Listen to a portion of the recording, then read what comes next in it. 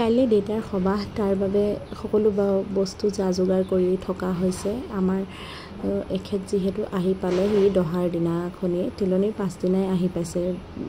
বিশেষকৈ আহি পোৱাৰ পিছত এনেকৈ সকলোবিলাক বস্তু আগদিনা বজাৰ কৰি আনিছেগৈ। গেলামালৰ বস্তু, চব্জি, ফল মূল ইত্যাদি যিমানখিনি বস্তু আছিলে গাড়ী এখন লৈ গৈ সকলোখিনি একেলগে লৈ আহিছে। দিনটো দেখা মানুহে পাপাকক নাই দেখা কাৰণে অহাৰ লগে লগে দৌৰ মাৰিছে।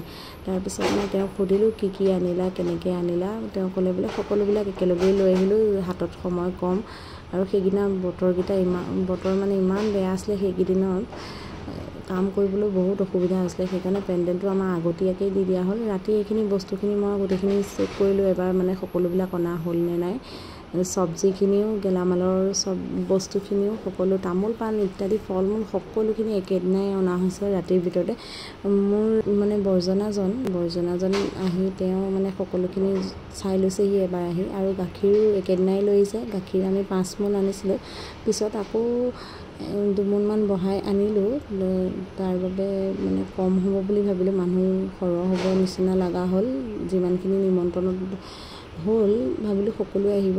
আমাৰ এইজন মোৰ বৰ্জনা হয়, তেওঁ ভকতো হয় পিছে তেওঁ আহি সকলোবিলাক চাই ৰেডি কৰি ৰাখিছে। পিছদিনা ৰাতিপুৱাই নাপিতজন আহিছে। নাপিতজন অহাৰ লগে লগে তেওঁ চুলিখিনি ঘূৰাই ল'লে আৰু দেউতাৰ ফটোখনো এনেকৈ বাহিৰত লগাই দিছোঁ ধূপ চাকি জ্বলাবৰ কাৰণে সকলোৱে।